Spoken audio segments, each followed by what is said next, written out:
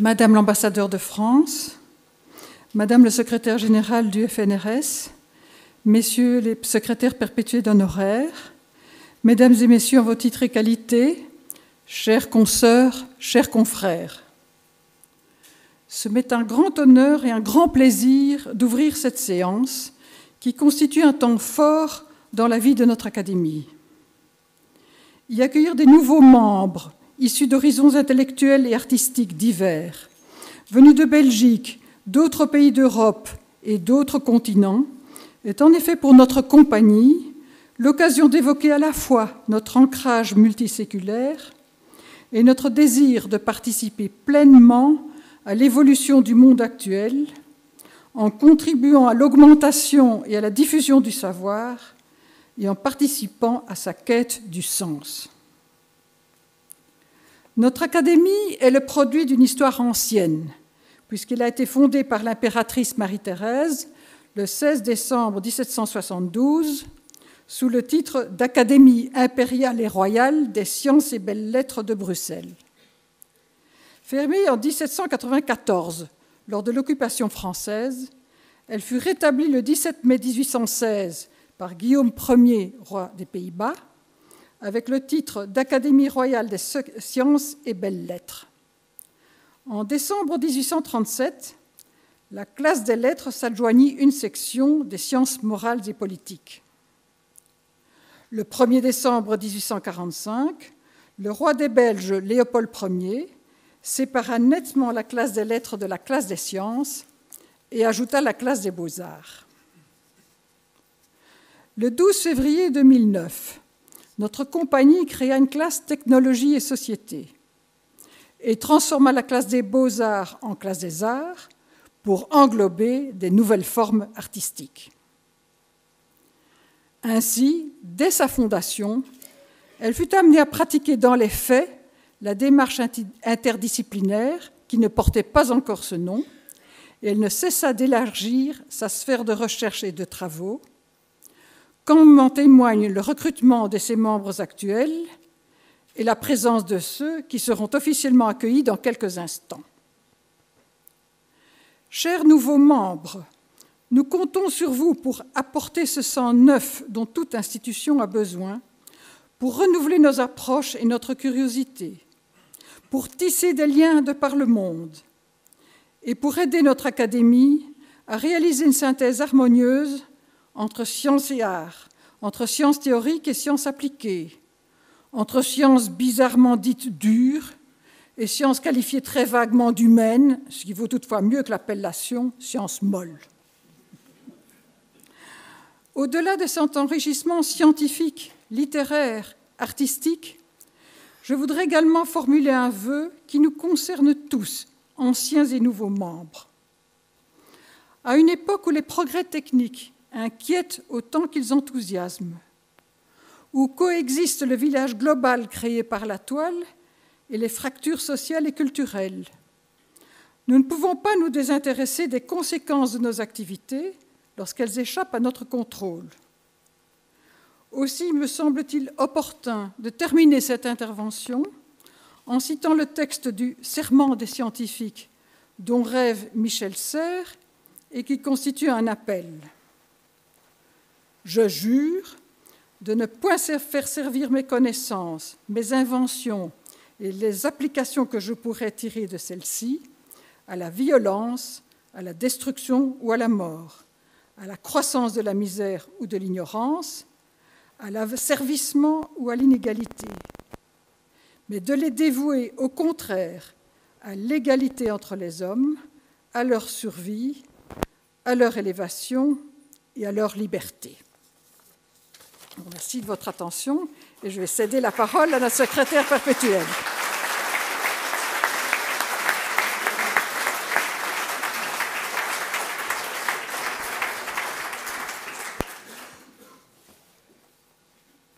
Excellences, Monsieur le chef du cabinet de Sa Majesté le Roi, Madame la secrétaire générale du FNRS, Madame la présidente de l'Académie, chers consoeurs, chers confrères, Mesdames, Messieurs, les amateurs ou amatrices de Joseph Haydn, pour autant que l'intensité des conversations de début de séance les permis, n'auront pas manqué de constater que nous avons ouvert cette cérémonie en conduisant le cortège de nos nouveaux académiciens et nouvelles académiciennes sur le 3e mouvement de la 48e symphonie. Ce choix musical, qui n'est évidemment pas fortuit, s'imposait en raison de la dédicataire de cette symphonie, qui n'est autre que notre impériale fondatrice, Marie-Thérèse d'Autriche, comme le rappelait à l'instant notre présidente.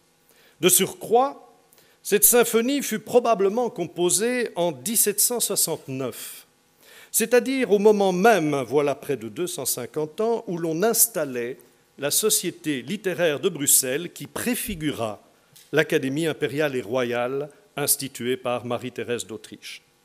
D'emblée, nous nous inscrivons dans une tradition de près de 2 siècles et demi et directement associée au pouvoir régnant sur les Pays-Bas. La genèse des académies, c'est aussi la genèse d'une science ouverte, par opposition à cette science secrète qui caractérise largement l'université du Moyen-Âge. Les académies sont traversées par l'idée d'un accès public aux résultats de la recherche. Rappelons que durant les 38 ans de son secrétariat perpétuel de l'Académie royale des sciences de Paris, de 1699 à 1737, Fontenelle rédigea les 100 à 150 pages annuelles de la partie histoire des mémoires de son académie, avec l'intention d'en vulgariser les travaux complexes, les mettant ainsi à la portée du grand public curieux de science. Les académies sont aussi, à l'époque, des instances de validation de la qualité d'une recherche, qui s'est passablement complexifiée depuis la Renaissance et dont le langage est de plus en plus mathématique. L'évaluation par les pairs s'imposait dès lors et la connaissance se devait d'être disputée en public. Si les académies du XVIIe siècle sont apparues sous le patronage des élites, celles du XVIIIe sont soutenues par les États. On assiste, à travers elles, en quelque sorte, à la naissance de la recherche comme bien public. Et ce mouvement est aujourd'hui clairement perçu comme un puissant moteur de l'économie des États occidentaux et tout particulièrement de l'Angleterre de l'époque, dont le développement technologique et industriel bénéficia grandement de la diffusion de la culture scientifique à travers les sociétés savantes et les académies. Et cela d'autant plus que, dès le dernier quart du XVIIe siècle, un Leibniz, premier président de l'Académie des sciences de Berlin au tout début du XVIIIe siècle, engageait à percevoir la science non seulement comme un exercice théorique, mais également en fonction de son application. Open science et continuum de la recherche, voilà bien 2 caractéristiques historiques dans lesquelles nous pouvons encore nous retrouver aujourd'hui. Car la question est bien là. 250 ans plus tard, qu'est-ce qu'une académie? Et que peut-elle apporter à la société contemporaine? Je commencerai par l'indépendance. Il faut la rappeler. Parce que si la liberté académique n'est pas menacée sous nos latitudes, il ne faudrait pas l'imaginer trop inaltérable. Le principal danger pourrait même venir de l'intérieur. Plongés dans un environnement hautement compétitif, nous pourrions nous imposer à nous-mêmes des conditions d'exercice de la recherche qui contrarieraient notre liberté et assurément notre liberté d'expression. Aujourd'hui, les académies restent indépendantes, c'est-à-dire qu'elles se choisissent librement leurs membres et leurs représentants. Elles ne poursuivent pas de stratégie d'utilité concrète en choisissant tel ou tel membre, titulaire ou associé. Les principes de base de ces élections sont finalement ceux de la confiance et du respect. L'objectif est symbolique, la qualité de l'élu rejaillissant bien évidemment sur la compagnie tout entière. En ce sens, en vous élisant, mesdames, messieurs, l'Académie royale de Belgique espère simplement un retour sur investissement. Celui de voir son prestige accru par vos propres parcours, Mais dès lors, il n'y a pas plus grande exigence de responsabilité que celle induite par cette indépendance, tant à travers les choix que nous opérons qu'à travers votre engagement. Et c'est peut-être en cela aussi qu'une académie peut servir la société en rappelant sans cesse la responsabilité morale des institutions. Il en va de même en matière d'exigence intellectuelle et critique. C'est un débat qui est d'actualité ces dernières semaines en Belgique. Les académiques interviennent-ils suffisamment dans les débats de société?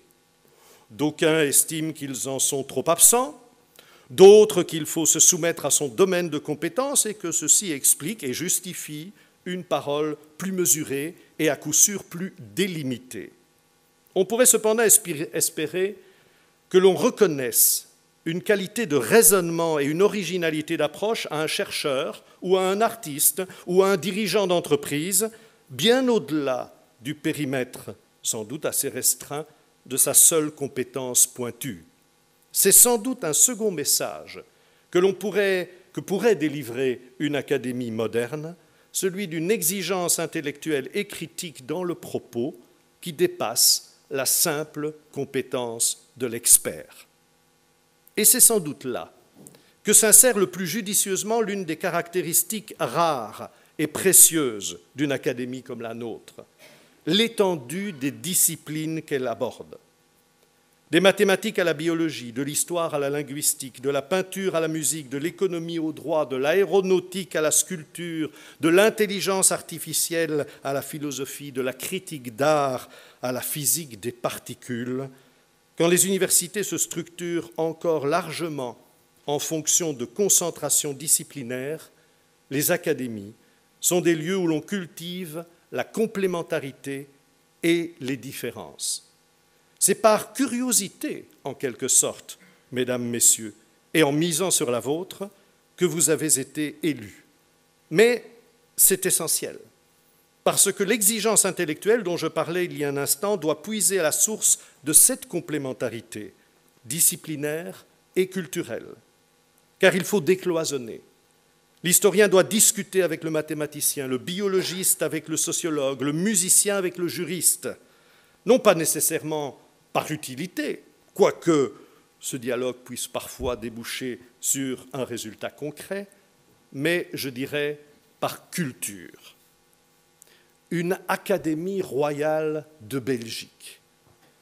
Quand on y pense, et que l'on sait un peu l'histoire des réformes de l'État belge, il y a déjà dans cet intitulé de quoi rendre perplexe plus d'un observateur de la vie politique du pays.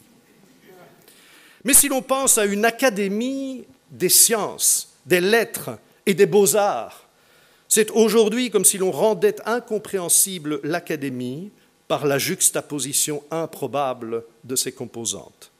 Or, c'est précisément là que se niche le défi. Faire la démonstration qu'une exigence intellectuelle et critique naît de la richesse des complémentarités. Et cela très pratiquement d'ailleurs. Combien de fois un dossier sensible n'est-il approché par les décideurs qu'à travers un unique point de vue? Combien de fois néglige-t-on, par exemple, la donnée démographique, pour ne citer qu'une seule, qui nécessairement risque de rendre caduque toute analyse qui rêverait une stabilité de la population? L'apport des académies à la société réside ainsi également dans une transcendance structurelle en ce qui nous concerne, des approches disciplinaires pour tenter une vision holistique qui fait cruellement défaut.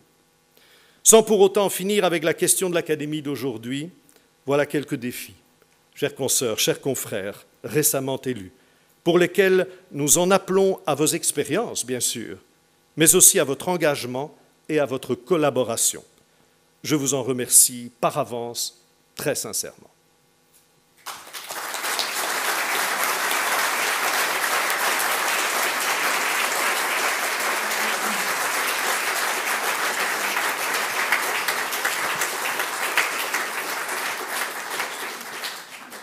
Et si j'ose dire, il m'est très agréable de céder maintenant une forme de parole, en tout cas, au quatuor de jazz dirigé par notre confrère de la classe des arts, Steve Ouben.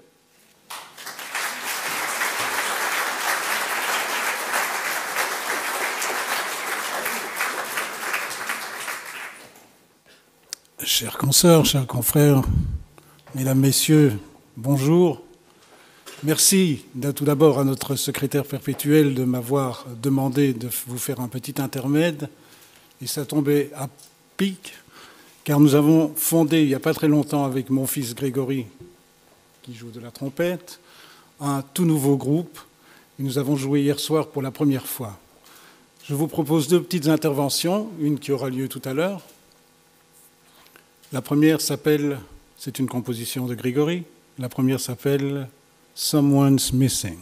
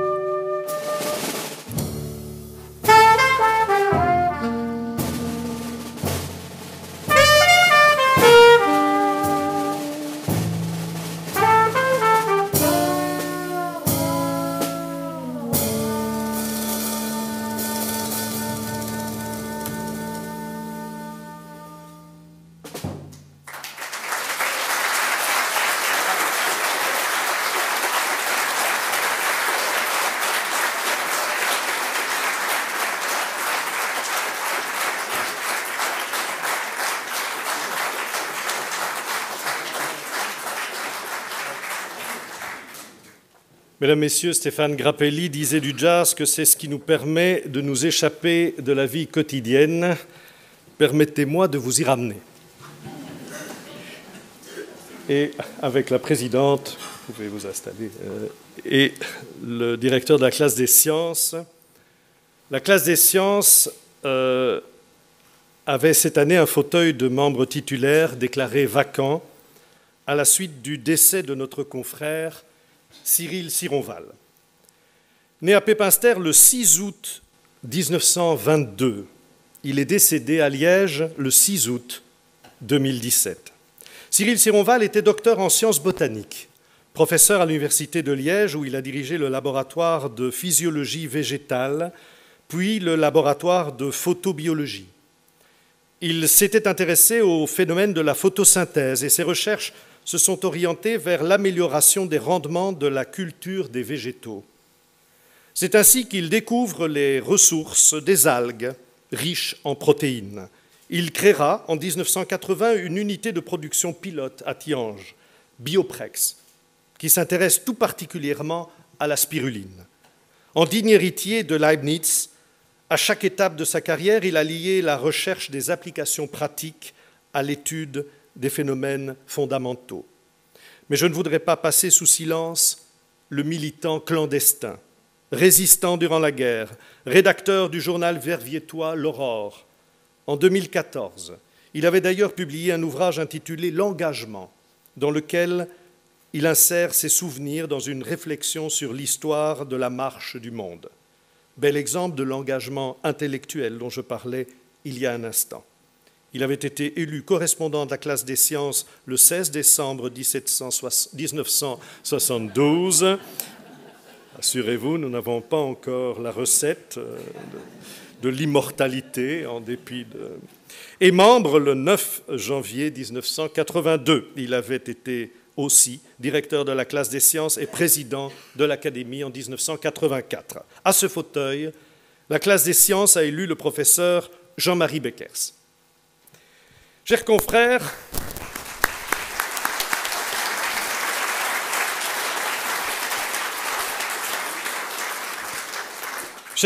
c'est comme Cyril Sironval à l'université de Liège que vous faites vos études et décrochez un doctorat en sciences appliquées. C'est aussi dans cette université que vous enseignez aujourd'hui l'océanographie, en vous intéressant tout particulièrement à la surveillance et à l'analyse du climat et des océans, tant d'un point de vue physique que numérique. Dès votre thèse de doctorat, qui portait sur la Méditerranée occidentale, de la modélisation mathématique à la simulation numérique, vous développez en effet un modèle 3D océanique à une époque où peu d'équipes étaient capables de développer de tels modèles. Vos développements servent encore aujourd'hui comme moteur de base d'un modèle d'écosystème de la mer Noire, d'abord utilisé dans des projets scientifiques de l'Union européenne et à ce jour en opérationnel journalier. Alors que les images satellitaires deviennent plus facilement accessibles, la présence de nuages handicape leur utilisation pour l'océanographie. Vous développez alors une méthode d'analyse statistique qui exploite la répétitivité des scènes via des composantes principales. Notons que le logiciel correspondant d'INEOF est partagé librement, ce qui plaira beaucoup à votre ancien recteur Bernard Rentier. Comme précédemment pour d'autres outils, votre groupe exploite ce logiciel pour des études scientifiques, notamment des études de remontée d'eau, mais en parallèle aide au transfert vers l'opérationnel, MyOcean, Météo France. Chargé de recherche, puis chercheur qualifié du FNRS, vous séjournez 2 ans à l'Institut for Meereskunde de Hambourg, grâce à une bourse de la Von Humboldt Stiftung. En 2003, vous succédez à votre maître Jacques Nihoul à la chaire d'océanographie physique de l'Université de Liège, où vous êtes actuellement professeur ordinaire. Votre intérêt à la fois pour les approches physiques et numériques vous a conduit tout naturellement à l'écriture, en collaboration avec le professeur Couchman-Roisin, d'un livre de référence qui reçut le prix Vernars du FNRS en 2010. La classe des sciences vous accueille avec beaucoup d'intérêt, mais aussi avec une pointe d'envie, lorsque l'on sait que vos travaux vous amènent à fréquenter régulièrement la station de recherche sous-marine et océanographique Starezo, de l'Université de Liège, certes, mais au large de Calvi sur l'île de Beauté. Félicitations.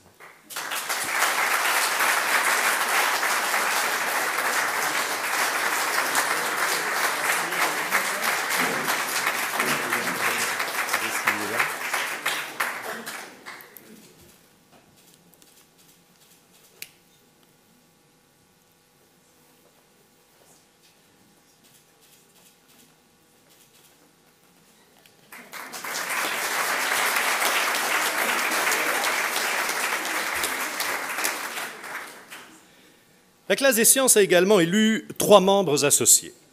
Le professeur Martin Djourfa, directeur du Centre de recherche sur la cognition animale de l'Université Paul Sabatier de Toulouse. Chers confrères, vous êtes né en Argentine et soutenez une thèse de doctorat en neurosciences à l'Université de Buenos Aires avant de rejoindre la Freie Universität Berlin où vous obtenez votre habilitation.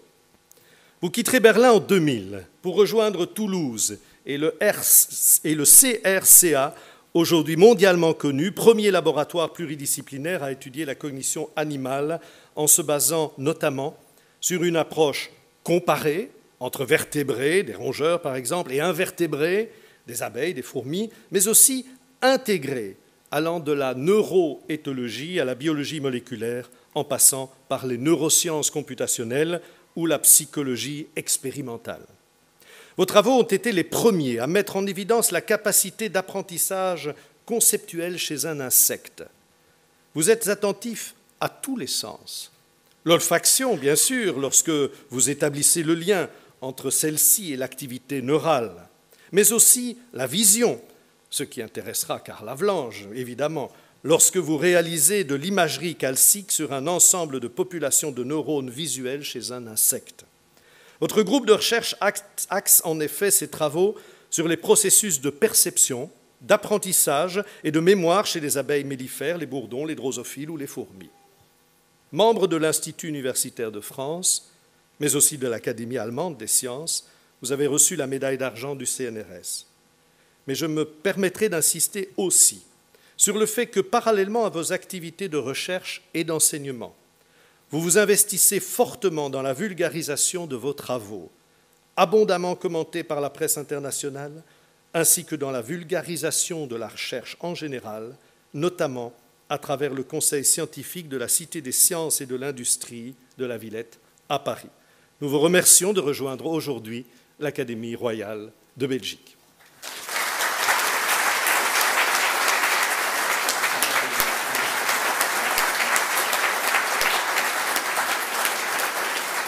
Signer le livre d'or.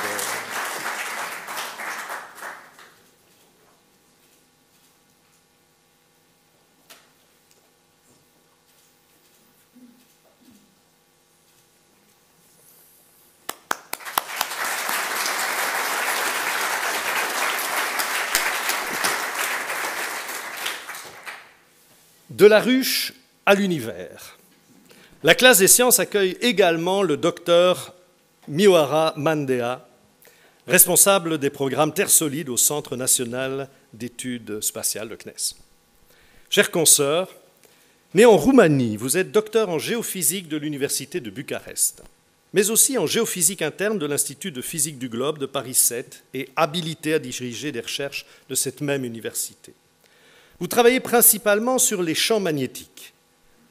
Vous en examinez tout d'abord les méthodes d'observation, de l'aiguille aimantée, le magnétisme à l'ancienne, pourrait-on dire, s'appuyant sur des séries temporelles relativement longues, jusqu'aux satellites les plus sophistiqués de la mission SWARM de l'ESA, en passant par les observatoires classiques constitués en réseaux internationaux.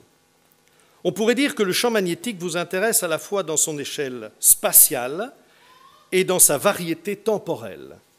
Vous avez notamment présidé un groupe de travail international qui a modélisé le champ magnétique planétaire.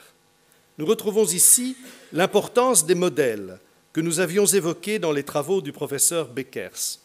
Mais vous vous intéressez aussi à la variation temporelle du champ magnétique, particulièrement en lien avec l'anomalie de l'Atlantique Sud. Un sujet qui ne manque pas de passionner également les archéologues dont je suis. En synthèse, vous vous attachez aussi à mettre en évidence la distribution plutôt régionale que globale des secousses géomagnétiques. Enfin, la Terre vous apparaît trop petite. Et voilà que les satellites vous ouvrent la voie de Mars, de Mercure, de la Lune, et c'est dès lors une approche comparative dans laquelle vous vous engagez, en analysant notamment les caractéristiques topographiques et magnétiques de 98 grands cratères sur Terre, Mars et la Lune. Toujours à la recherche d'anomalies, après votre participation à la réalisation d'une carte des anomalies magnétiques et gravimétriques de l'Arctique, vos études vous poussent à vous intéresser aux séismes et notamment aux signaux magnétiques anormaux pré-sismiques. C'est ainsi la dynamique globale de notre planète que vous aidez à comprendre. Comprendre l'intérieur de la Terre demande en effet toujours plus de modèles qui s'appuient sur une diversité de données, obtenues à la surface de la Terre, mais aussi dans l'espace. Et pour y parvenir, vous misez avec détermination sur la collaboration internationale. Bienvenue dès lors dans la capitale de l'Union européenne.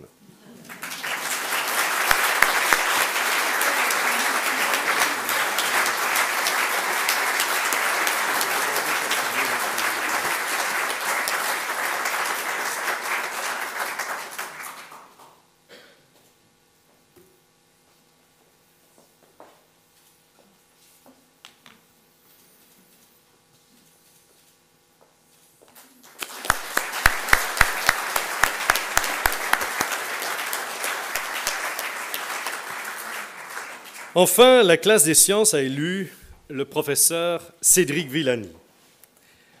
Chers confrères, on peut déjà vous écouter. Chers confrères, si tant est qu'il faille encore vous présenter, je rappellerai que vous êtes normalien et agrégé de mathématiques et que vous soutenez en 1998, sous la direction de Pierre-Louis Lions, également associé de notre classe des sciences, une thèse sur la théorie mathématique de l'équation de Boltzmann, dans laquelle vous étudiez en particulier les effets des collisions rasantes dans les gaz et l'augmentation de l'entropie, selon la théorie de Boltzmann. Vous êtes un spécialiste éminent de l'analyse mathématique appliquée à des problèmes de physique mathématique, de probabilité et de géométrie. Vos travaux ont établi de nouveaux ponts entre l'analyse et la géométrie. Vous travaillez également sur la théorie du transport optimal, sur laquelle vous avez écrit 2 ouvrages qui font autorité en la matière.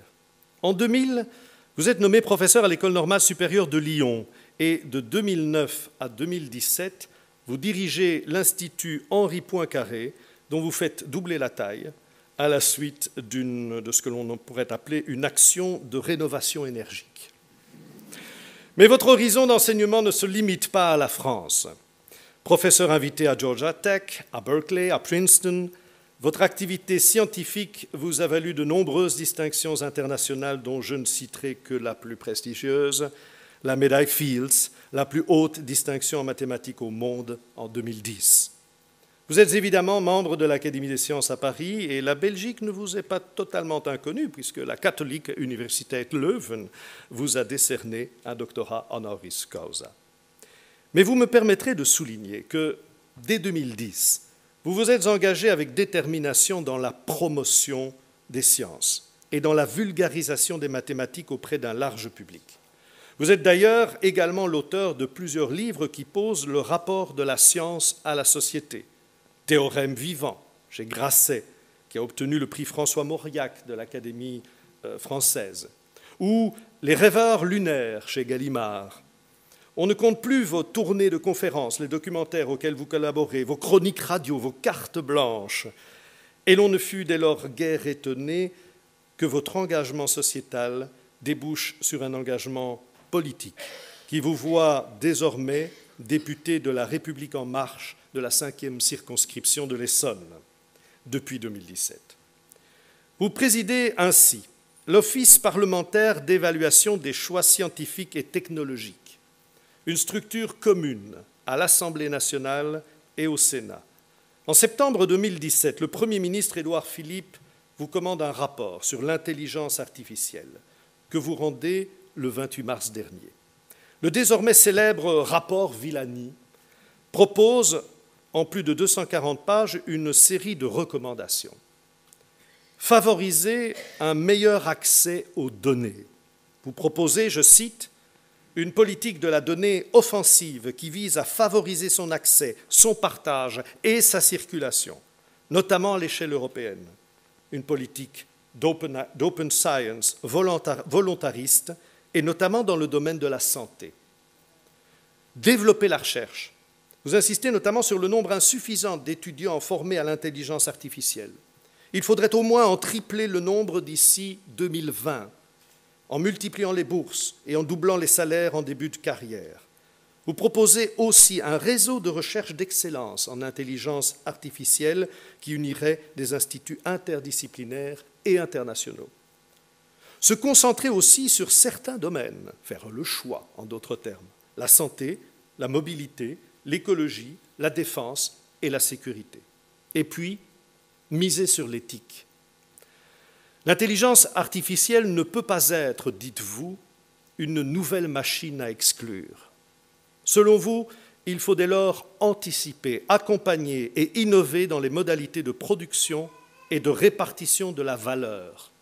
Et vous insistez aussi sur le danger d'une trop faible féminisation de l'intelligence artificielle qui conduirait à reproduire certains biais renforcés par les algorithmes.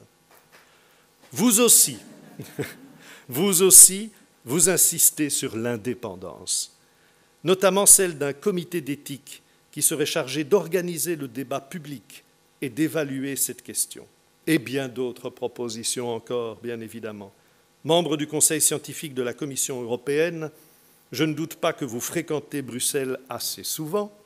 Vous aurez désormais une raison supplémentaire de rejoindre notre capitale et nous espérons pouvoir bénéficier dans bien des domaines de votre expérience et de votre énergie. D'ores et déjà, nous prenons rendez-vous pour un forum sur l'intelligence artificielle en notre académie. Félicitations.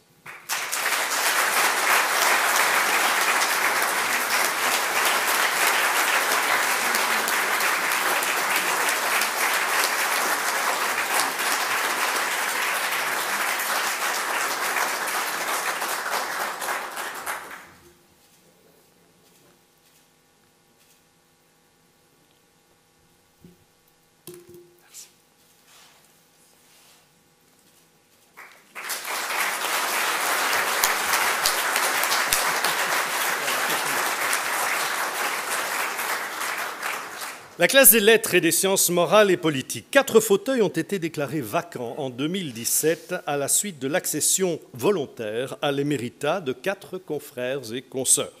Par ordre chronologique de leur accession à l'éméritat, Jean-François Gilmont, né à Tervuren le 30 mars 1934, bibliothécaire et professeur à l'Université catholique de Louvain, Jean-François Gilmont est un historien de la Réforme, du livre et de la lecture, spécialement du livre réformé au XVIe siècle. Il a publié des études sur l'éditeur Jean Crespin et sur les écrits de Jean Calvin et dirigé des recueils sur l'importance du livre dans la diffusion de la Réforme.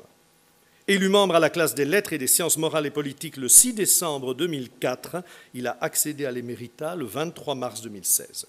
Marc Richel, né à Verviers, le 28 février 1930, romaniste et psychologue, professeur émérite de l'Université de Liège, où il a occupé la chaire de psychologie expérimentale de 1962 à 1995, docteur honoris causa des universités de Lille 3, de Genève, de Coimbra, de Lérida, de Lisbonne et membre étranger de l'Académie des sciences de Lisbonne et de l'Académie royale des sciences morales et politiques de Madrid. Marc Richel reçut en 1990 le prix quinquennal du Fonds national de la recherche scientifique John Ernest Solvay. Il a mené et dirigé des recherches dans plusieurs domaines de la psychologie expérimentale, parmi lesquels, entre autres, la psychopharmacologie, les conduites temporelles, le développement cognitif, la psychologie du langage et la psychologie de la musique. Élu correspondant de la classe des lettres et des sciences morales et politiques le 9 janvier 1995, il en fut membre le 7 mai 2001 et accède à l'éméritat le 23 mars 2016. Il fut directeur de la classe des lettres et sciences morales et politiques et président de l'Académie en 2009 et 2010. Monique Boussard, née à Uccle le 10 novembre 1937, Monique, puisqu'elle est dans la salle. Monique Boussard est philologue germanique, spécialiste de la langue et de la littérature allemande qu'elle a enseignée à l'Université libre de Bruxelles. Monique Boussard est spécialiste de l'œuvre d'Alfred Döblin, mais sa formation en histoire de l'art l'a amenée à étudier des personnalités d'écrivains artistes comme Robert Butzinski, Alfred Kubin et Paul Schebart. Elle a consacré une étude au thème des jardins dans la littérature allemande de la fin du XIXe siècle. Elle s'attache aussi à mettre en lumière les affinités intellectuelles entre les écrivains, les influences et les confluences entre leurs œuvres, notamment les rapports entre Döblin et Dostoïevski, le réseau qui unit Jean Améry à Martin Dugard, Proust, de Beauvoir ou Sartre, ou l'influence de Rimbaud sur Peter Heyse. Elle s'est aussi intéressée à la littérature féminine contemporaine, aux grands écrivains d'Allemagne de l'Est. Élue membre à la classe des lettres et sciences morales et politiques le 4 décembre 2006, elle a accédé à l'éméritat le 18 décembre 2017. Enfin, Hervé Asquin, que je salue au passage. Né à Charleroi le 31 décembre 1942, Hervé Asquin est d'abord un historien. Professeur à l'Université libre de Bruxelles, dont il a été le recteur et le président du conseil d'administration. Historien du XVIIIe siècle, de l'histoire des religions, de l'histoire des nationalités, de l'histoire de la Wallonie et de l'histoire de la Belgique, Hervé Asquin est aussi un homme politique. Sa carrière au sein du Parti libéral le conduira à exercer des mandats de député ou de sénateur. Il fut ministre-président de la communauté française de Belgique. S'il est un académicien qui illustre de la meilleure manière cet engagement intellectuel que j'évoquais tout à l'heure, c'est bien lui. Président du conseil d'administration du Centre pour l'égalité des chances de 2008 à 2011, il a aussi été président du CPAS et conseiller communal de sa commune de Silly en Hainaut. Élu correspondant de la classe des lettres et des sciences morales et politiques le 7 janvier 2002, il en devient membre le 15 mai 2004 et accède à l'éméritat le 1er janvier 2018, au moment où il descend de sa charge de secrétaire perpétuel à laquelle il avait été élu en 2008. 2007 pour rentrer en 2008, en fait.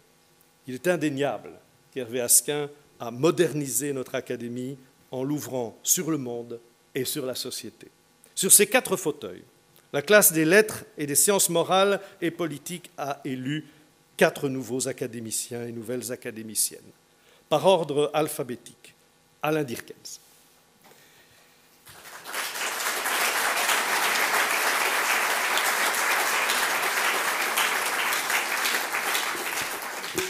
Chers confrères, vous défendez en 1983 à l'Université libre de Bruxelles une thèse de doctorat sous la direction du professeur Georges Despy et sur la christianisation de l'Entre-Sambre-et-Meuse du 7e au 11e siècle, une thèse qui sera publiée 2 ans plus tard. 10 ans après, vous voilà professeur ordinaire à l'ULB, après avoir succédé dans bon nombre de cours d'histoire médiévale à votre maître.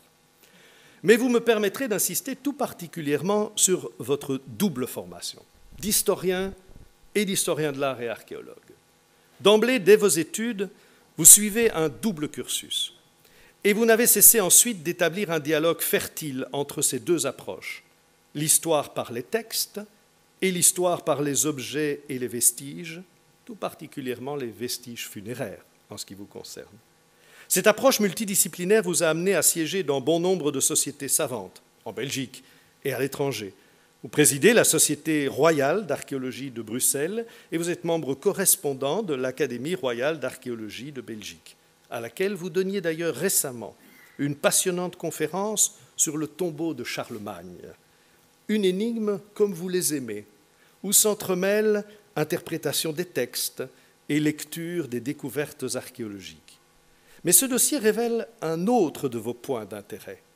Il mêle en effet un dossier du haut Moyen-Âge, qui remonte, ne fût-ce que par le recours aux sarcophages romains, aux usages funéraires des Mérovingiens qui vous avaient retenu dès votre mémoire de licence en archéologie, à ce que j'appellerais l'histoire longue, à savoir la perception de l'histoire à travers les siècles.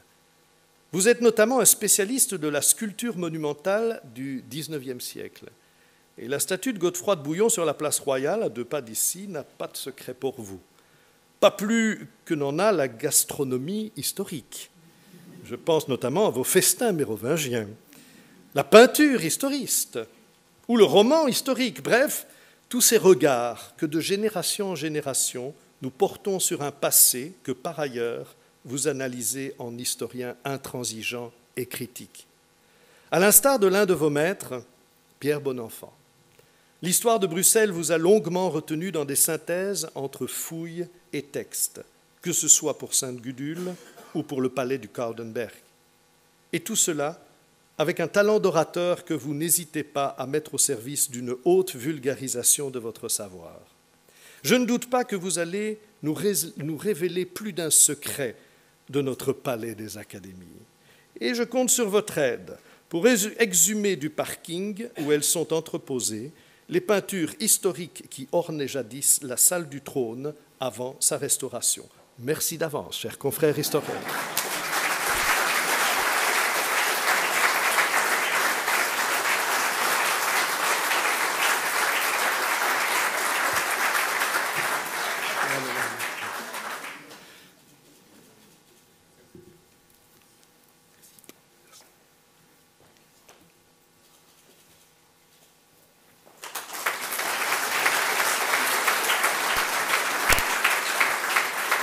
Justine Lacroix.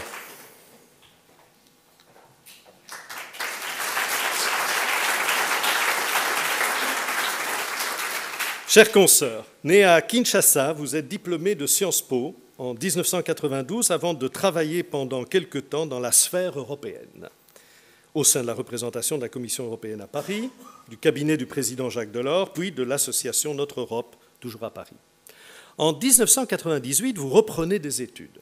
2 DEA et une thèse de doctorat en sciences politiques à l'Université libre de Bruxelles, sous la direction de Jean-Marc Ferry.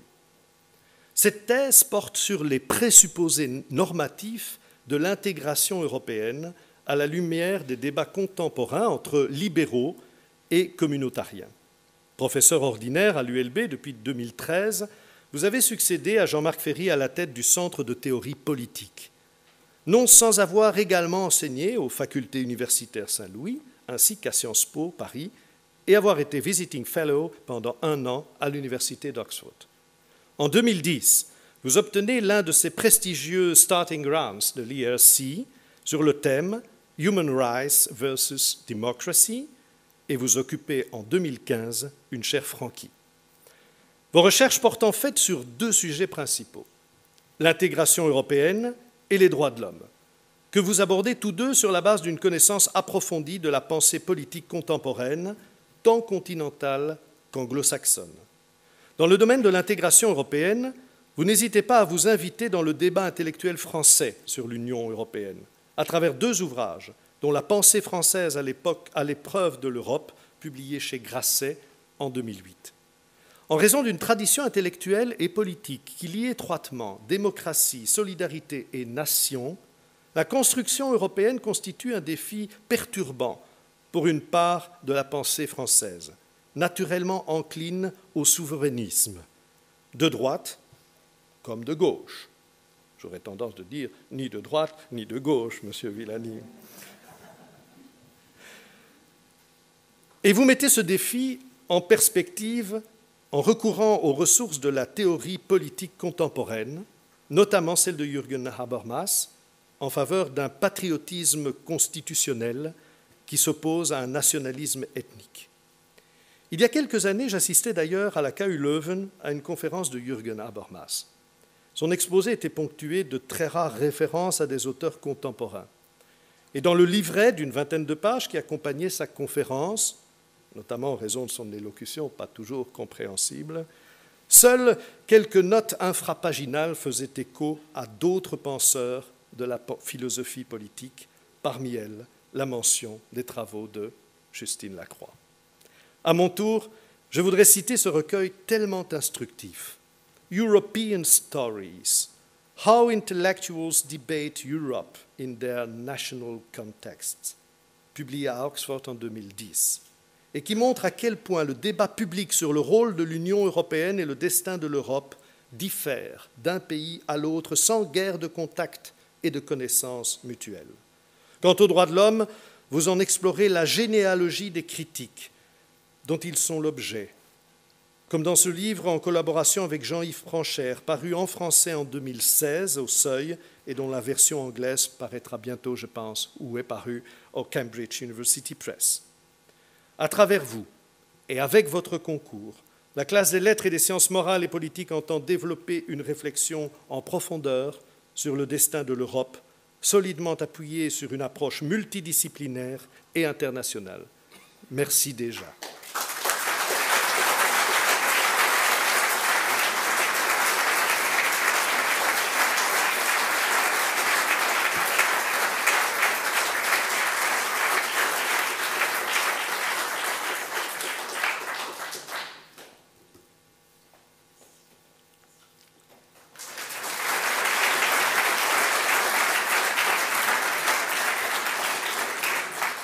Jean Leclerc.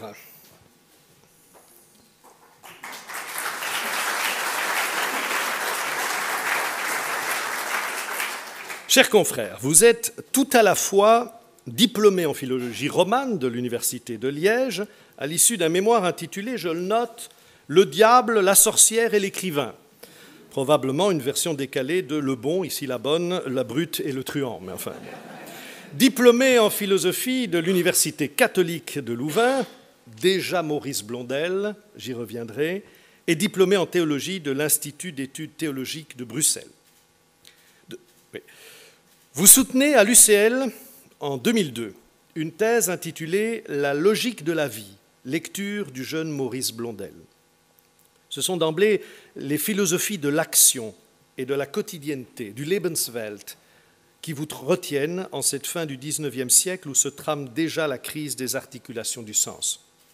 Professeur à l'UCL depuis 2004, vos recherches portent sur la philosophie d'expression française du XIXe siècle à nos jours, sur l'histoire de la philosophie, sur la philosophie de la religion et leurs épistémologies. Vous êtes aussi secrétaire général depuis 2016 de l'Association des sociétés de philosophie de langue française, dont est désormais président notre confrère Baudouin de Charneux. Votre travail scientifique est centré autour de la phénoménologie et se situe au carrefour de plusieurs disciplines. La philosophie, bien sûr, la philologie aussi, la littérature dont vous êtes un passionné, la théologie, l'histoire, l'anthropologie, interrogeant sans cesse les fondements de la pensée, comme dans ce bel article paru en 2014 et intitulé « La liberté peut-elle être religieuse ? Réflexion sur la croyance et l'intime ». Vous vous passionnez pour ce qui se passe entre la raison et les croyances religieuses, estimant que la philosophie chrétienne est un non-sens et que confondre religion et philosophie relève, je vous cite, du cercle carré. La trace vous préoccupe également. Vous parlez de la génétique philosophique et l'on ne s'étonne donc pas de vous voir présider à la destinée de plusieurs fonds d'archives, celle de Maurice Blondel, bien sûr, mais aussi celle de Michel Henry ou de notre regretté confrère Jean Ladrière, qui, avec Jacques Tamignot et Robert Brizard, vous a profondément marqué. Vous évoquez ainsi la patience du texte. Les philosophes iraient, selon vous, parfois trop vite au concept, ce qui vous pousse à articuler philologie et philosophie contre l'oubli du logos. Mais je voudrais souligner également votre implication dans les débats sociétaux. Je pense bien sûr à votre engagement politique, en qualité de conseiller parlementaire au Parlement bruxellois. Votre souci de comprendre passe ainsi non seulement par l'analyse intellectuelle, mais aussi par l'action, par la pratique, celle de la citoyenneté, de la démocratie qui impose, selon vous, la stricte séparation du théologique et du politique, y compris dans l'enseignement. Pour vous, la démocratie est, je vous cite, un pouvoir subversif de l'imitation. Vous en recherchez la preuve chez les Grecs. Bonne idée. Mais aussi chez Spinoza, qui a pensé toutes les modalités de cette séparation du théologique et du politique, faisant de la citoyenneté un commun partageable. C'est en ce sens que la citoyenneté académique devrait vous ravir et qu'en tout cas, nous la partagerons avec vous pour le plus grand bénéfice de la cité.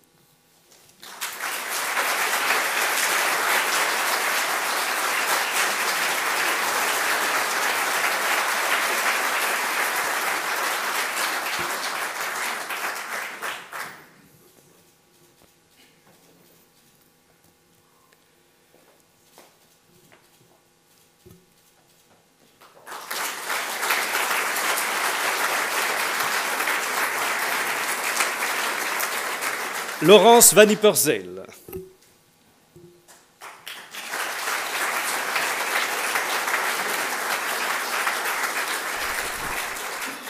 Chers consoeurs, en 1994, vous soutenez une thèse de doctorat en histoire à l'Université catholique de Louvain sur la figure, je dirais, du roi Albert. Après avoir accompli le parfait parcours du FNRS, aspirant, chargé de recherche, chercheur qualifié, vous entrez dans la carrière professorale à l'UCL où, depuis 2015, vous avez atteint le grade de professeur ordinaire.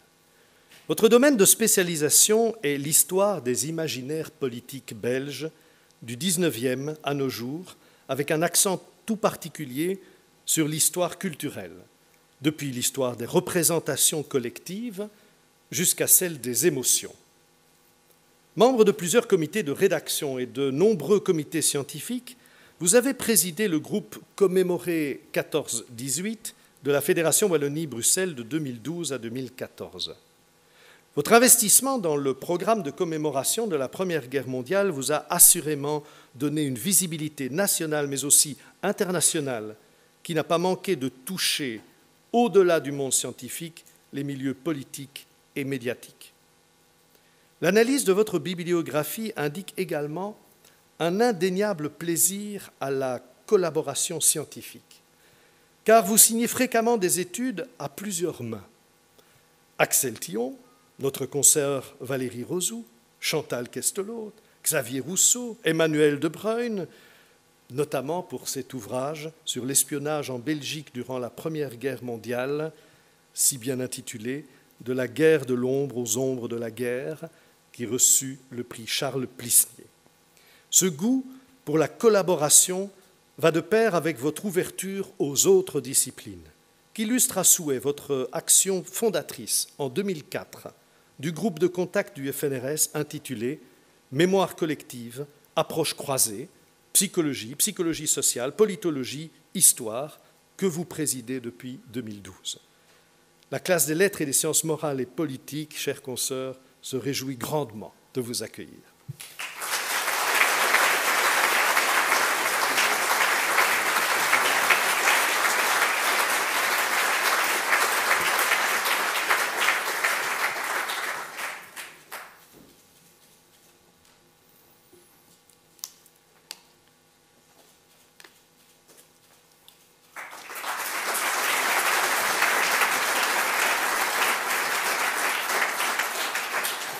La classe des lettres et des sciences morales et politiques a également élu 3 membres associés. Raoul Delcorde.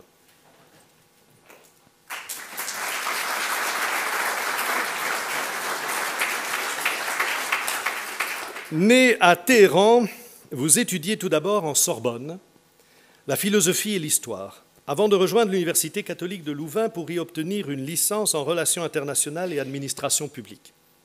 Reçu premier au concours diplomatique de 1984, vous combinez votre carrière de diplomate avec la préparation d'une thèse de doctorat en sciences politiques, portant sur la géostratégie de l'océan Indien, thèse que vous soutenez à l'UCL en 1993. Cette interpénétration de la théorie et de la pratique des relations internationales fait la caractéristique et la richesse de votre parcours professionnel. Familiarisé dans le cadre de vos fonctions diplomatiques avec la diversité des questions multiples et variées qui sont traitées dans les relations bilatérales entre États, rompu aux affaires européennes, ainsi qu'en général à celles qui relèvent du multilatéralisme, vous reprenez le chemin de l'UCL pour y donner cette fois cours dès 2001 et de manière plus régulière depuis 2007.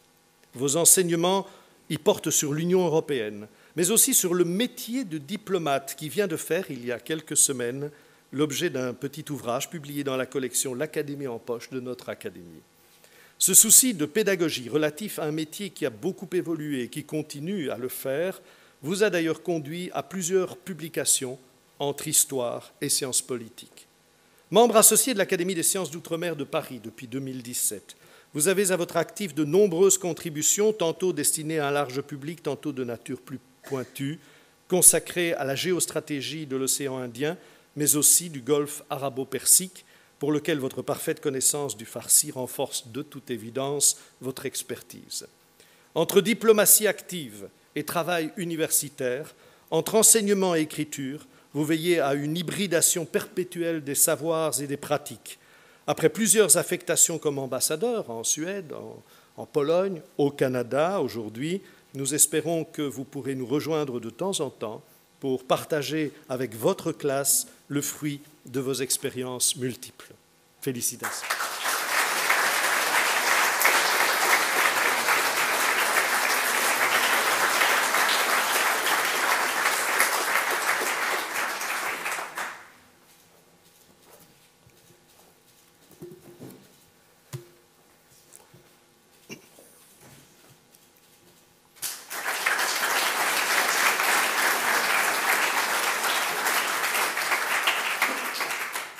Professor Chin.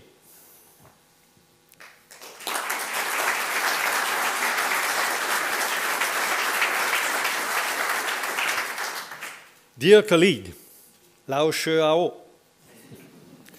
you studied English literature and language at Shandong Normal University and at Beijing Foreign Studies University before turning to international relations. You got a PhD in political science from the University of Missouri, Columbia, in 1994. And you went back to China Foreign Affairs University. There, over a 34-year career as a teacher and researcher, you have personally witnessed as well as experienced the development of international relations in China. You have gradually realized how much humanity and humanness mean for the study of international relations. International relations are human relations, and you have developed a relational theory taking relations among human actors rather than individuals per se as the unit of analysis. Both constructivism and neoliberal institutionalism were important to you for several reasons. You intended to expose the Chinese scientific community to the newest theoretical developments in the West by translating theoretical classics into Chinese. For instance, Edward Hallett Carr or Alexander Wendt. You hoped to encourage theoretical diversity because you believed that pluralism and diversity make life prosper. But you also hoped that you could understand China's international relations better. It was said that the most significant event in the 21st century would be China's rise. And the most significant question for such a rise was how China entered international society. You believed that two factors would matter most. The first was international institution, how China should join the international institutions. And the second was China's identity vis-à-vis international society, how China could become a qualified member of international society. They are exactly the key concepts of institutionalism and constructivism. As editor-in-chief of China Foreign Affairs Review, you made an excellent job on China's diplomatic history. You selected serious historical studies with archive records or solid evidence, focusing more on the Cold War period. You would like to bring history back into the study of international relations to balance the overwhelming predominance of hard positivism. Your relational theory of world politics, connected with traditional Chinese philosophy, does not deny individual rationality, but argues that rationality is based on relation. You are a teacher and a researcher, but you are also a policy advisor, member of the Policy Advisory Group for the Chinese Foreign Ministry between 2010 and 2015. This has, over the years, provided to you with opportunity for gaining insight from practice. You worked for 10 years as China's country coordinator for the network of East Asian think tanks, which is a regional cooperative process including Asian nations, China, Japan, and South Korea. Its mission is to practically think about ways and approaches for cooperation in a highly diversified region. Since 2014, you are president of China Foreign Affairs University in Beijing and executive vice president of the China National Association for International Studies. It is a great honor to welcome you in the Royal Academy of Belgium. You will expose your view on the Chinese approach of global governance Monday at 6 p.m. in this room. Everybody is welcome, and it will be extremely interesting to hear you. This election will bring you closer to us and provide us with a better opportunity to learn about China, to exchange ideas, and to contribute to knowledge production. Moreover, you are interested into EU as an expression of multilateralism and cooperation. In 2008, you edited a book entitled Ideas, Institutions, and the Soft Power of the European Union, in which you argued that multilateral institutionalism is the hallmark of the EU, as well as most appropriate approach to transnational governance. I am convinced that you will appreciate to come back frequently in Europe in order to measure the development of this governance.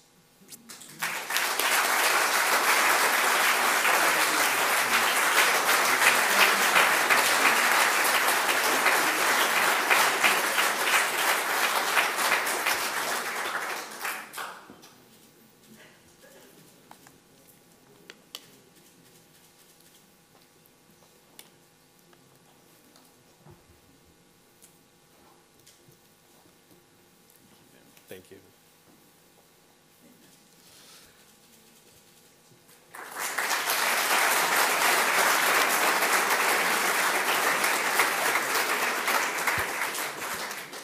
Catriona Sett.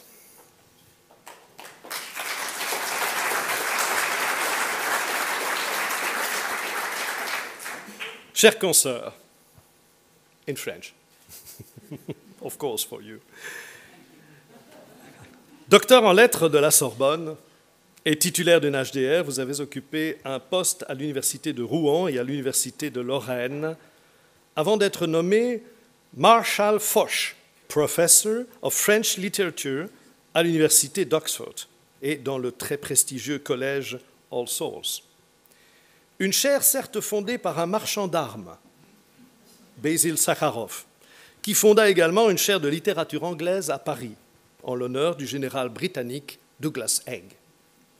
Vous êtes une spécialiste de la littérature du tournant des Lumières, et vos travaux s'y situent au confluent de plusieurs disciplines. Histoire de la littérature, histoire des sciences, histoire des femmes, histoire culturelle. Votre approche interdisciplinaire du fait littéraire est tout à fait remarquable. Vos travaux sur l'histoire des sciences et le discours médical ont ouvert la voie à de nouvelles analyses. Votre ouvrage sur l'inoculation, intitulé « Les rois aussi en mouraient », par exemple, a montré comment le discours littéraire pouvait se réapproprier une problématique scientifique, comment un fait culturel global pouvait être appréhendé par le truchement de la littérature. Gallimard vous a confié l'édition, dans la célèbre collection La Pléiade, d'une anthologie de poésie française du XVIIIe siècle. Il est vrai qu'André Chénier ou Évariste de Parny, son contemporain, un peu plus chanceux, poète de la Réunion, avait eu très tôt votre faveur. Mais la Pléiade accueille surtout votre édition de l'un des plus grands romans français, Les Liaisons dangereuses de Laclos, dont vous êtes une spécialiste reconnue. C'est également vous qui, tout récemment, avez rédigé dans la même collection l'édition des œuvres de Germaine de Staël pour réparation de l'injuste dédain que la fille de Necker a trop souvent dû affronter. La critique considère déjà cette édition comme l'édition de référence. Des liaisons dangereuses à Germaine de Staël, il n'est pas étonnant que vous soyez aussi une spécialiste de l'histoire des femmes, comme en atteste votre ouvrage « La fabrique de l'intime, mémoires et journaux de femmes du XVIIIe siècle », qui fait de vous également une découvreuse de textes et une passeuse de documents inconnus. Membre de la British Academy, vous vous inscrivez également dans cette tradition d'open science des académiciens et vous ne ménagez pas vos efforts pour vulgariser vos connaissances. Enfin, la Belgique est loin de vous être inconnue. Vous y avez passé une partie de votre scolarité et je ne doute pas que l'histoire autrichienne de notre académie éveillera chez vous un écho tout particulier, sachant votre maîtrise de l'allemand et votre intérêt pour les Habsbourg. Et à la spécialiste du tournant des Lumières, je ne doute pas non plus que notre académie, fondée en 1772, offrira un environnement plutôt familier.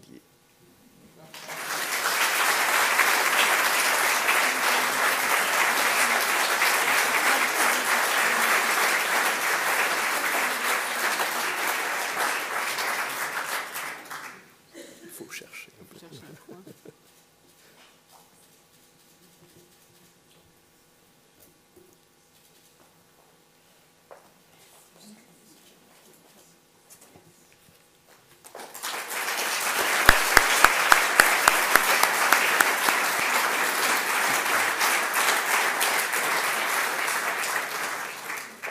Un fauteuil était laissé vacant à la classe des arts à la suite du décès de notre confrère, le baron Philip Roberts-Jones.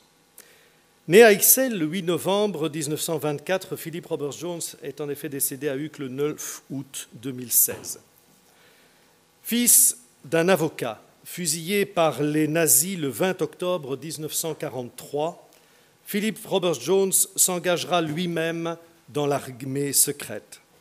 Inspecteur des bibliothèques publiques auprès du ministère belge de l'Instruction publique, attaché culturel au cabinet du ministre de l'Instruction publique Charles Moureau, chargé de cours, puis professeur à l'Université libre de Bruxelles où il fonde la chaire d'histoire de l'art contemporain, tout en menant une carrière de conservateur aux musées royaux des beaux-arts de Belgique, dont il sera le conservateur en chef de 1961 à 1984. C'est à lui que l'on doit la création du musée d'art moderne. Le 10 janvier 1974, Philip Roberts-Jones est élu correspondant de notre académie dont il devient membre l'année suivante. Il sera directeur de la classe des beaux-arts et président de l'académie en 1980 et à nouveau directeur de la classe en 2002. Élu secrétaire perpétuel le 17 novembre 1984, il occupera cette fonction de 1985 à 1999 et sera à la manœuvre dans plusieurs grands dossiers, comme la restauration au début des années 90 des anciennes écuries royales qui abritent notamment la bibliothèque de notre académie. Mais sous le nom de Philip Jones, notre confrère fut aussi écrivain. Il publie le premier de ses nombreux recueils de poésie, Le Voyageur de la nuit, en 1947. Auteur également de plusieurs nouvelles, il sera élu le 9 avril 1983 membre de l'Académie de langue et de littérature française de Belgique, dont il sera directeur en 1988. La renommée internationale de Philip Roberts-Jones fut particulièrement grande et je ne mentionnerai pas le nombre des académies qui l'ont associé à leurs travaux. Au fauteuil du baron Roberts-Jones, la classe des arts a élu Karl Havelange.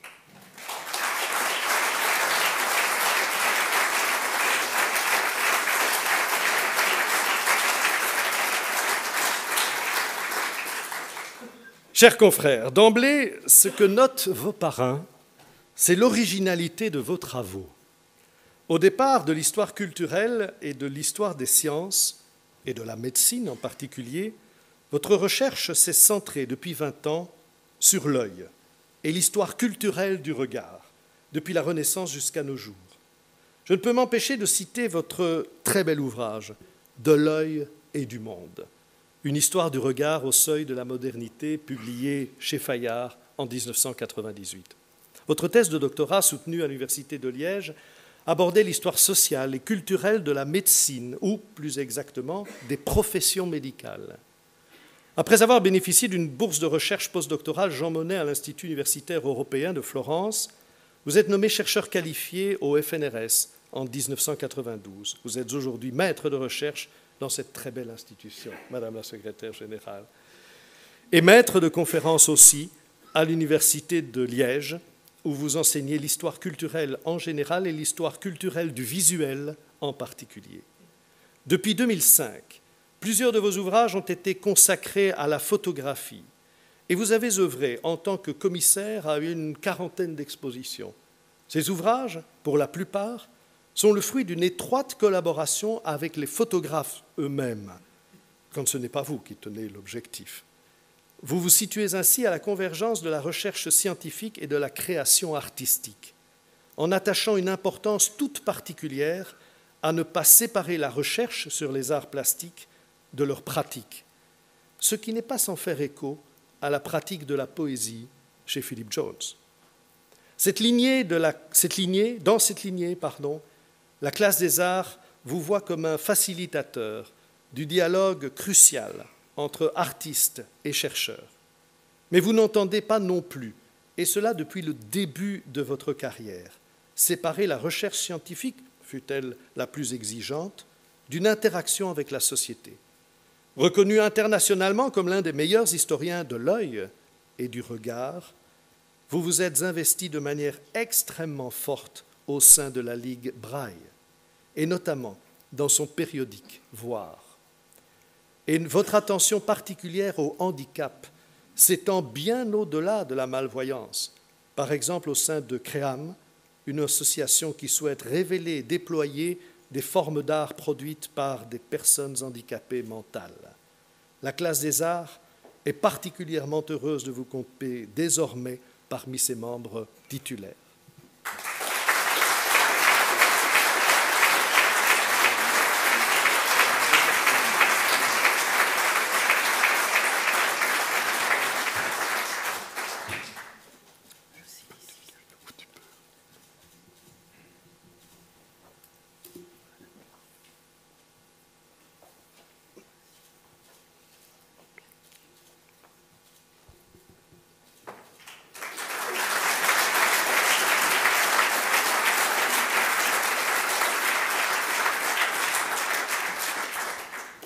La classe des arts a également élu un membre associé en la personne de l'artiste Francis Alice. Monsieur Alice n'a pas pu nous rejoindre aujourd'hui et il me prie de bien vouloir excuser son absence, mais plusieurs membres de sa famille sont avec nous. Francis Alice, né Francis de Smet à Anvers en 1959, vit actuellement à Mexico. C'est un artiste pluridisciplinaire. De 1978 à 1983, il suit une formation d'architecte à l'Institut supérieur d'architecture Saint-Luc à Tournai, puis de 1983 à 1986 à Venise. En 1987, il se rend au Mexique pour participer à un projet initié par le gouvernement belge à Mexico, alors détruite par un tremblement de terre. Il s'y établit et en fait son laboratoire urbain, développant un travail qui associe l'art et la ville. Jeux d'enfants, chiens errants, vitres cassées, marchands ambulants sont évoqués à travers des photographies, des vidéos, des installations et autres médias. D'autres villes retiendront son œil. New York, Londres, Lima, Jérusalem, questionnant divers enjeux, comme celui des frontières. Francis Alice décrit son travail et le contexte dans lequel il l'inscrit comme un art politique, au sens grec du terme, celui de la police, de la communauté, traversée par les sentiments et les conflits. Si ces actions sont souvent symboliques, elles ne sont pas non plus dénuées d'ironie, comme dans cette vidéo d'une performance de 1997 intitulée « Sometimes making something leads to nothing », où l'on voit l'artiste pousser inlassablement un cube de glace dans les rues de Mexico jusqu'à ce que sa trace elle-même en ait disparu. Version moderne du mythe de Sisyphe, bien sûr. Les activités de Francis Alice trouvent leur source dans ses promenades à travers la ville. Passant sublime ou promeneur désinvolte, Il se concentre alors autour de la marche, comme dans As Long I Am Walking de 1992. La référence à la figure du flâneur de Baudelaire n'est jamais loin. Et ses actions s'évertuent à reposer sans cesse la question de la place de l'artiste, comme créateur, mais aussi comme acteur économique, ainsi que celle de l'art et de son marketing. Invité à la 49e Biennale de Venise en 2001, il y enverra un pan en guise d'ambassadeur, destiné à se balader dans les fameux giardini, non sans souligner son appréciation de la Biennale qu'il qualifie de foire aux vanités. Un critique disait de son art, un art comique des trajectoires marginales, de la circulation à contresens et de la lenteur. Permettez-moi en conclusion de souligner que bon nombre des traces vidéo de son travail sont en accès libre sur son site Internet. Vous avez dit Open Access ?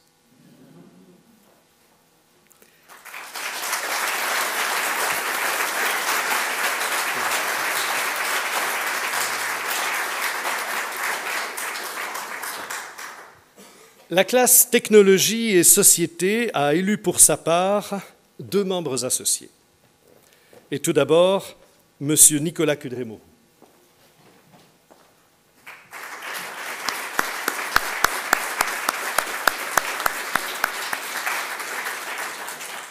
Chers confrères, né au Grand-Duché de Luxembourg, mais de nationalité suisse, vous avez fait une partie de votre scolarité en France et l'autre en Suisse. Titulaire d'un doctorat en sciences des matériaux de l'EPFL à Lausanne, vous avez mené une carrière internationale que vous entamez en 1988 aux États-Unis, au sein de l'un des plus grands groupes industriels de chimie.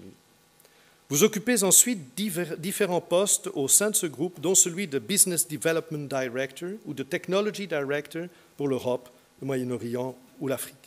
En 2011, vous rejoignez l'équipe qui se consacre à l'intégration entre DuPont et la société danoise Danisco, elle-même résultant de la plus grande fusion industrielle jamais réalisée au Danemark, avant de vous installer l'année suivante au Danemark comme directeur Technology and Innovation pour l'activité Food Ingredients, constituée dans la foulée de l'acquisition de Danisco par le groupe américain.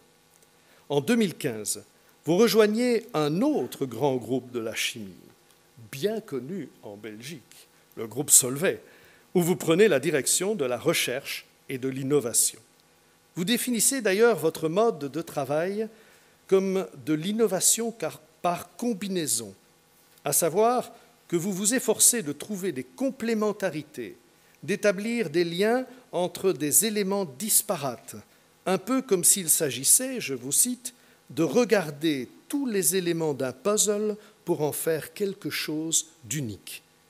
Et je ne peux m'empêcher d'y voir une forme de description de la fonction de secrétaire perpétuel d'une académie. Je vous souhaite.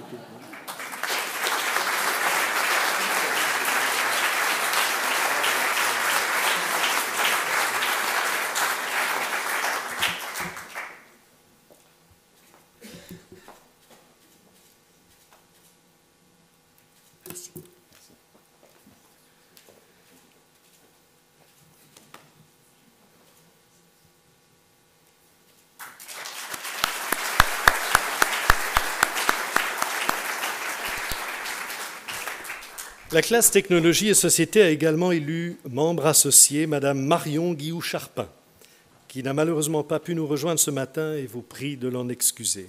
Madame Guilloux-Charpin est une spécialiste de la sécurité alimentaire mondiale. Polytechnicienne, ingénieure du génie rural, des eaux et forêts et docteur de l'Université de Nantes en physico-chimie des biotransformations, elle préside depuis sa mise en place en 2015 le conseil d'administration d'Agrinium, l'Institut agronomique, vétérinaire et forestier de France, un consortium pour l'agriculture, l'alimentation, la santé animale et l'environnement. Première conseillère technique d'un ministre de l'Agriculture en France en 1980. Première directrice générale de l'alimentation en 1986. Première directrice générale en 2000, puis première PDG de l'INRA en 2004. Elle a aussi été la première présidente du conseil d'administration de Polytechnique en 2008. En mettant en place des systèmes d'alerte et de prévention en matière alimentaire, à partir de son expérience des crises sanitaires qu'elle avait été amenée à gérer, Madame Marion Guilloux-Charpin a contribué à remettre l'agronomie au centre des préoccupations des décideurs politiques pour faire des questions alimentaires un enjeu prioritaire de nos sociétés. Félicitations à la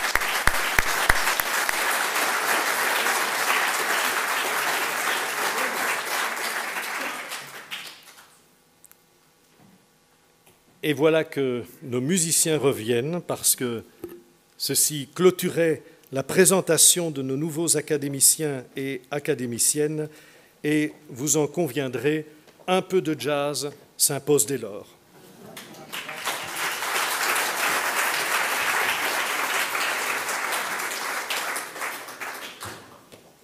La composition que nous allons vous interpréter, mesdames et messieurs, c'est une composition originale que j'ai écrite il y a l'été dernier, lors d'une carte blanche qui m'avait été confiée pour le festival de jazz de Gaume, le Gaume Jazz Festival. Comme je n'avais pas de titre, je me suis demandé comment on disait carte blanche en anglais. C'est très simple, ça se dit carte blanche. Il y a une autre traduction, cependant, qui m'a plu et je m'en suis servi pour le titre de cette petite composition. C'est Free Hand. Alors, avant de jouer, et puisque nous aurons terminé après, je vais vous présenter les musiciens de ce nouveau groupe. Someone's Missing, c'est le piano. Évidemment, il est très difficile de faire entrer un piano ici, un grand piano. Donc nous jouons à 4, en formule réduite. À la trompette, mon fils Grégory Houben.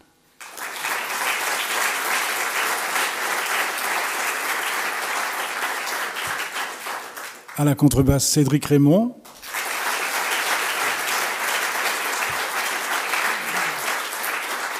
Et un nom lourd à porter pour un musicien, à la batterie, James Williams.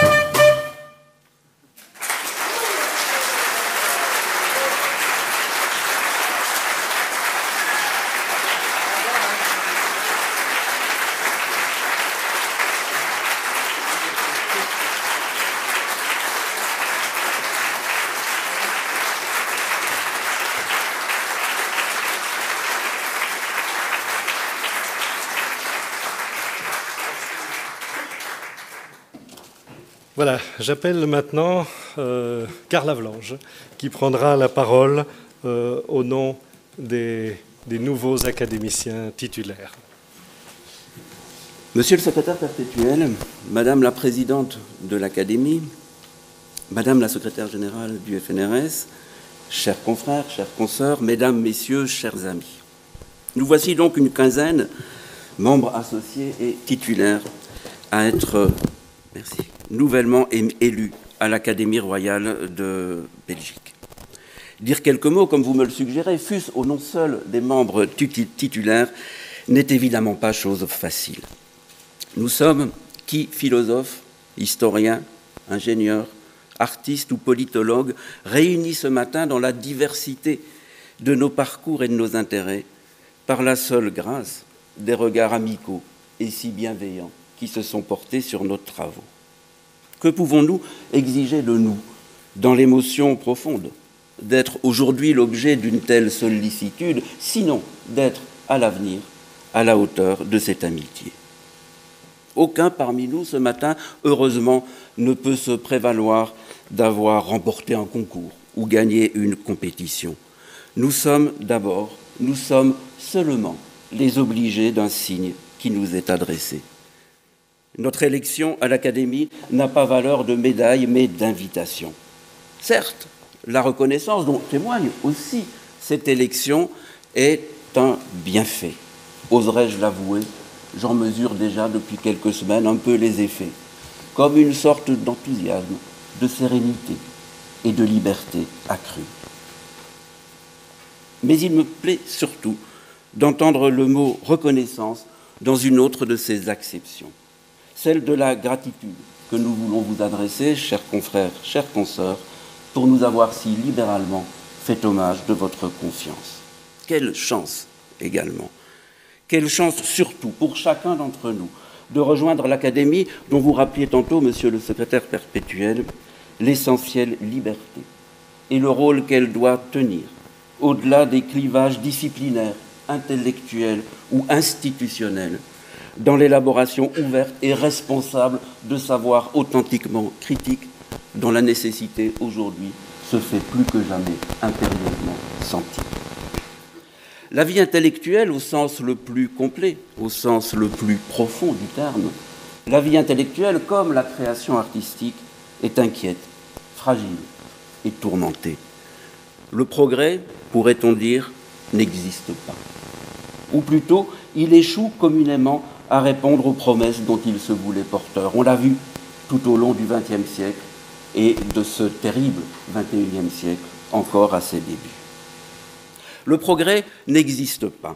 Et le programme de conquête que René Descartes établissait en 1637 pour les sciences modernes, rappelez-vous ces derniers mots presque du discours de la méthode, nous rendre maîtres et propriétaires, ou maîtres et possesseurs plutôt de la nature. Ce programme s'est en partie retourné contre nous. À l'heure de l'Anthropocène, assurément, il n'y a pas lieu de pavoiser. Mais recherchez obstinément les voies et les moyens encore largement indéterminés qui puissent faire obstacle à la progression du pire. Nul besoin sans doute d'être seulement pessimiste, ni, comme on dit vulgairement, de jeter l'enfant avec l'eau du bain. Pas du tout. Mais lucide cependant, et vouloir pour nos pratiques de savoir et de création qu'elles puissent accompagner vraiment et parfois donner corps à l'espérance commune d'un mieux vivre. Comment faire? Il y faut à la fois beaucoup d'audace et beaucoup de modestie, mais nous ne sommes pas sans modèle ni source d'inspiration. Au mot d'ordre du discours de la méthode, je voudrais, pour ma part, opposer la lucidité de Michel de Montaigne. Nous n'avons en partage que du vent et de la fumée, prévenait-il dans les essais, peu avant Descartes. Il me semble qu'une telle phrase, et tout ce qu'elle entraîne dans son sillage, sa richesse de prémonition, les lieux de savoir et de création qu'elle l'invite à penser, à éprouver, il me semble qu'une telle phrase n'est pas moins moderne que celle du grand philosophe de la modernité.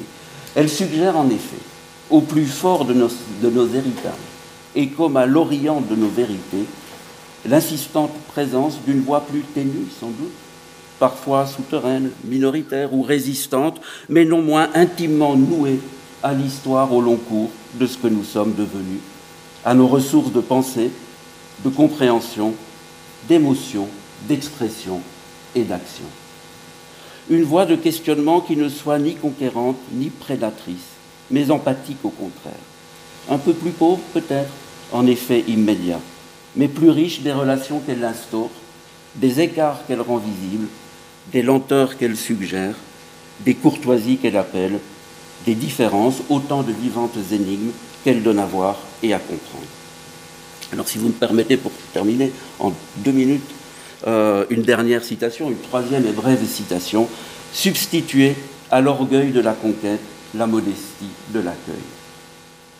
Je ne cesse de considérer ces mots de François Cheng, lus il y a longtemps, dans un livre magnifique qu'il a consacré aux peintres, mais ce pourrait être aussi bien des artistes, des savants, des écrivains, qu'il a consacré, disais-je, aux peintres chinois de la voie excentrique.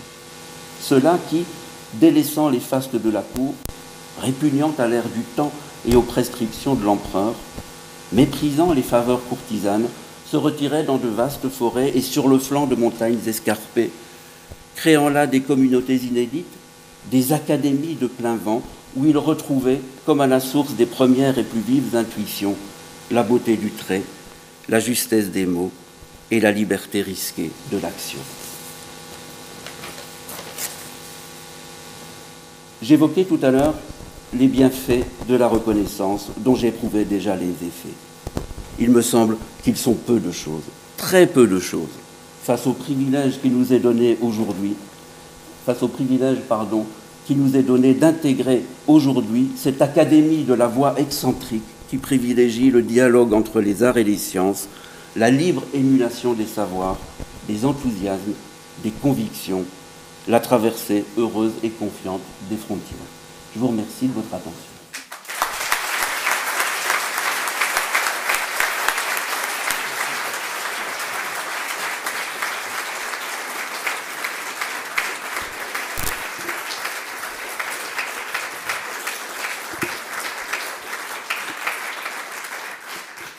Et c'est maintenant le professeur Catherine Hassett que j'invite à cette tribune pour s'exprimer au nom des membres associés.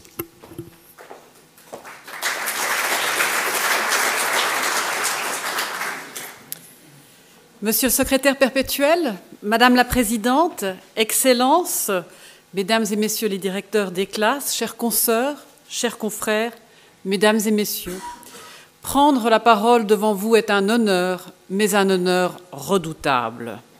Il me sera difficile de témoigner de la reconnaissance, du plaisir et de la fierté que nous pouvons tous ressentir comme nouveaux membres associés de l'Académie royale de Belgique.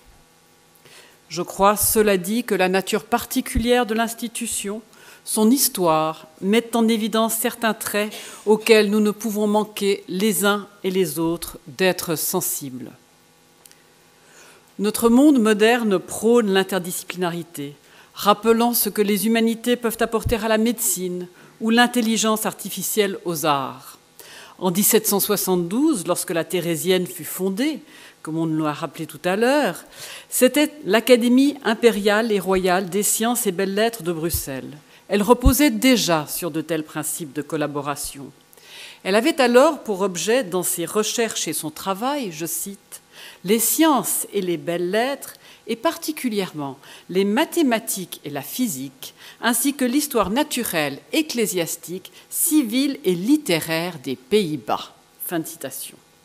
Rendant donc hommage à nos prédécesseurs, l'impératrice qui est notre patronne et les conseillers qui ont donné l'impulsion à la fondation de l'institution, mais aussi à toutes celles et à tous ceux qui, héritiers des Lumières, ont compté parmi les membres de cette auguste assemblée et continuent de la faire vivre. À partir du moment de sa création, l'Académie entendait reconnaître le mérite, quel que fût-ce la terre ou l'état d'origine de l'individu.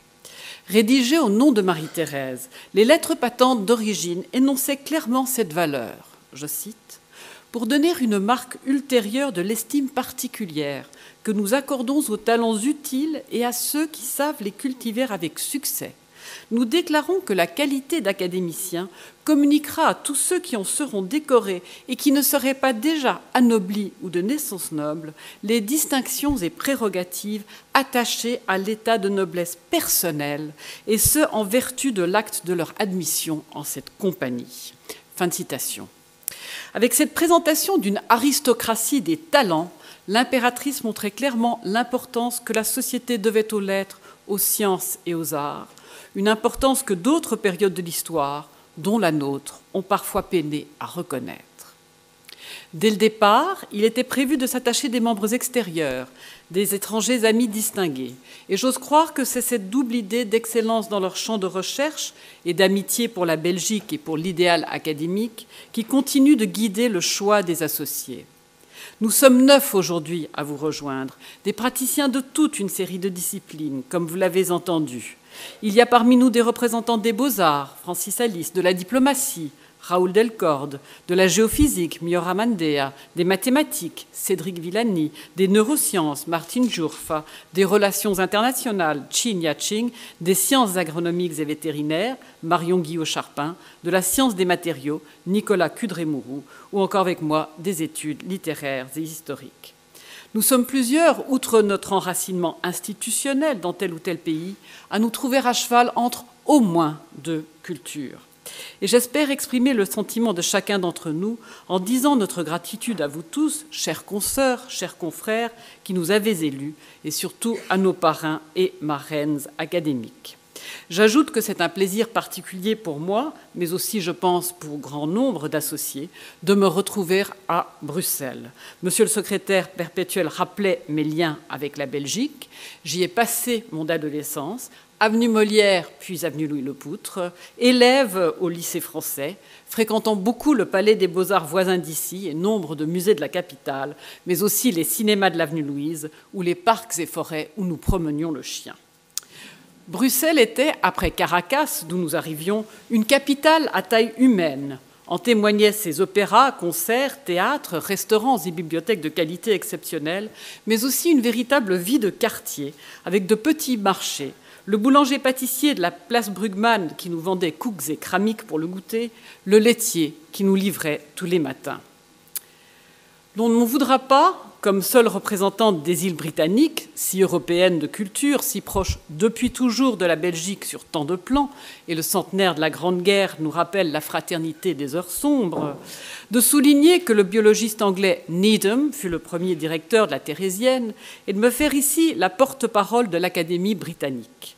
Il me revient donc de vous transmettre à tous les salutations et les vœux de mes consoeurs et confrères d'outre-Manche et de Sir David Carnadine, le président de la British Academy, avec lequel j'ai déjeuné hier en compagnie de l'ambassadeur de France, et de vous dire combien nous sommes déterminés à travailler encore et toujours avec vous. Nous sommes membres d'ALEA, All European Academies, et de l'Union académique internationale, dont le siège se trouve ici même, à Bruxelles, au Palais des Académies. Nous collaborons par le biais des programmes cadres de l'Union européenne et nous nous réjouissons de savoir que cela continuera avec la 9e édition et que les Britanniques retrouveront leurs amis belges autour de la table. Et pour ma part, j'espère que cela continuera pour tous les programmes cadres à venir. Sœur cadette de l'Académie royale de Belgique, la British Academy souhaite continuer de développer, voire d'intensifier les travaux communs par le biais de telles collaborations. Je terminerai en empruntant les paroles d'une grande européenne qui me paraissent résumer ce que nous avons tous à gagner des coopérations internationales, comme celles que permettent les grands projets de recherche et les rencontres académiques. Germaine de Staël, essayiste, romancière, historienne, mais aussi éditrice du Prince de Ligne, née en France de parents suisses, épouse d'un Suédois, admiratrice de la Grande-Bretagne, promotrice d'une Italie unifiée, écrit dans De l'Allemagne, publié en 1813, un quart de siècle après la prise de la Bastille et 2 ans avant Waterloo, alors que tout le continent est dans l'agitation et les bouleversements. Elle soutient ce qu'elle appelle l'association de tous les hommes qui pensent d'un bout de l'Europe à l'autre. Ce sont ses termes. Elle prône l'ouverture d'esprit et la générosité face à autrui. Et certains de nos gouvernements gagneraient sans doute à entendre un message auquel je crois chacun d'entre nous doit pouvoir souscrire. Je cite Germaine de Staël. « Les nations doivent se servir de guides les unes aux autres, et tout aurait tort de se priver des lumières qu'elles peuvent mutuellement se prêter. Il y a quelque chose de très singulier dans la différence d'un peuple à un autre. Le climat, l'aspect de la nature, la langue, le gouvernement, enfin surtout les événements de l'histoire, puissance plus extraordinaire encore que toutes les autres, contribuent à ces diversités. Et nul homme, quelque supérieur qu'il soit, ne peut deviner ce qui se développe naturellement dans l'esprit de celui qui vit sur un autre sol et respire un autre air. On se trouvera donc bien, en tout pays, d'accueillir des pensées étrangères, car en ce genre, l'hospitalité fait la fortune de celui qui reçoit. Fin de citation. Que votre accueil chaleureux, chères consoeurs, chers confrères, vous offre autant de bénéfices que de plaisirs, de projets de recherche communs que d'amitié fidèle. Nous serons tous vos ambassadeurs à l'étranger, un peu belges de cœur, porteurs de cette flamme académique que vous entretenez avec tant de soin, tant d'énergie et tant de générosité. Merci.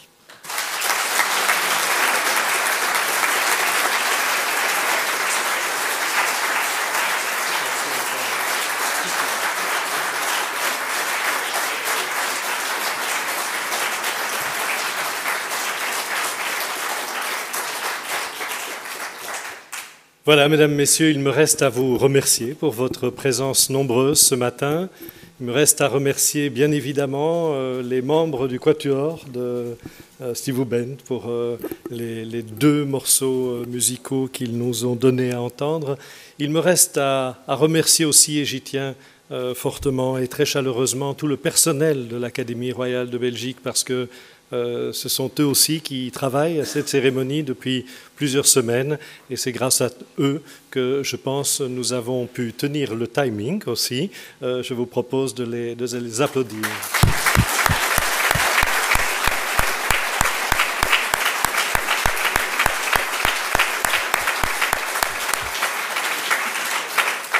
Et je vous invite dès lors à monter au premier étage, à la galerie de marbre, pour un petit cocktail dînatoire, non sans avoir laissé le cortège de nos nouveaux élus, membres de l'Académie, se diriger vers le fond de la salle. Merci à toutes et à tous.